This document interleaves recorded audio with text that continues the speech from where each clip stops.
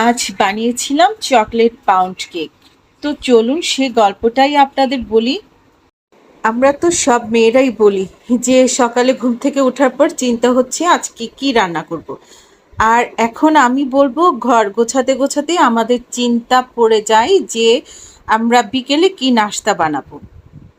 তবে আল্লাহর কাছে অশেষ শুক্রিয়া যে এই ছোটোখাটো চিন্তাই যাতে আমাদের মনে থাকে, যে কোনো গভীর চিন্তা বড় চিন্তা যাতে আমরা না পড়ি, যে চিন্তাটা শুধুই আনন্দের।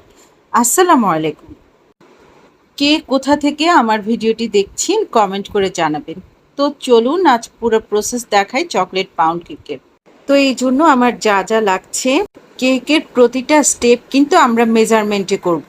এই জন্য আমার দরকার হচ্ছে 125 গ্রাম লিকুইড উপাদান, যা যা মেশাচ্ছি: ডিম 125 গ্রাম, তেল 125 গ্রাম, চকলেট ইমালশন 1 চামচ, চিনি 125 গ্রাম, সব কিছু সমান রেশিওতে হবে। আর হচ্ছে তেল মেশানোর পর আমি বেশি জোরে বিট করব না, হালকা হাতে বিট করব। এখন হচ্ছে শুকনো উপকরণগুলি আমরা দিয়ে দিচ্ছি: ময়দা 125 গ্রাম, কোকো পাউডার 15 গ্রাম, বেকিং পাউডার 1 চামচ। তো এগুলি হালকা হাতে আমি একটু একটু করে চেলে চেলে মিক্সড করব, একসাথে মিক্সড করব না। তো এই তো আমার ব্যাটার রেডি হয়ে গেল। আমি ব্যাটারটা একটা মোল্ডে ঢেলে নিলাম। 160 থেকে 70 ডিগ্রি টেম্পারেচারে 45 মিনিট বেক করব। তো এই তো উপরে একটু ড্রাই ফ্রুটস দিয়ে দিলাম।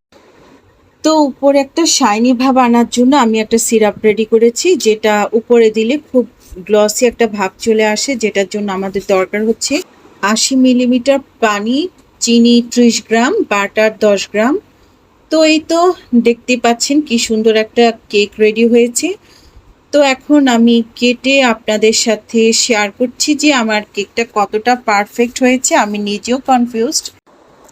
তো এখন আমি কেকটা কেটে দেখছি যে কতটা পারফেক্ট হয়েছে। তো ইনশাল্লাহ অসাধারণ একটা কেক রেডি হয়ে গেল।